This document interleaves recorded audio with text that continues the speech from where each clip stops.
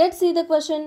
Which of the time habeas corpus writ is not issued? మీకు అందరికీ habeas corpus అంటే తెలుసు కదా, రైట్. హెబియస్ కార్పస్ రిట్ని ఎప్పుడు ఇష్యూ చేయరు అని అడుగుతున్నారు. ఈ రిట్స్ అన్నీ ఎక్కడ ఉన్నాయి? మనకు ఆర్టికల్ 32లో ఉండడం జరుగుతుంది. This is a main important article అనమాట.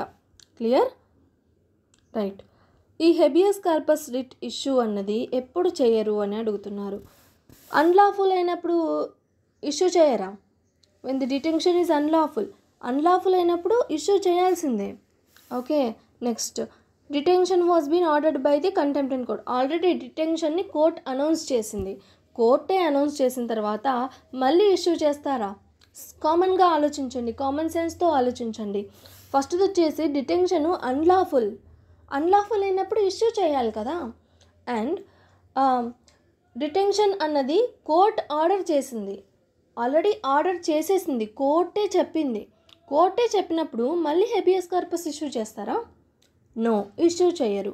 నెక్స్ట్ చూడండి, when the detention violates fundamental రైట్స్ని వైలేట్ చేస్తే హెబియస్ కార్పస్ ఇష్యూ చేయరా? కన్ఫామ్గా ఇష్యూ చేస్తారు.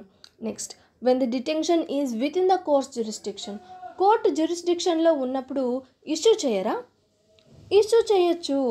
బట్ కోర్ట్ ఆల్రెడీ ఆర్డర్ ఇచ్చిన తర్వాత ఇష్యూ చేయకూడదు, కోర్ట్ చెప్పింది పాటించాలి. సో కోర్ట్ ఆల్రెడీ డిటెన్షన్ ఇచ్చిన తర్వాత మనము హెబియస్ కార్పస్ అన్నది ఇష్యూ చేయము. So what is the correct? Option B is the correct answer.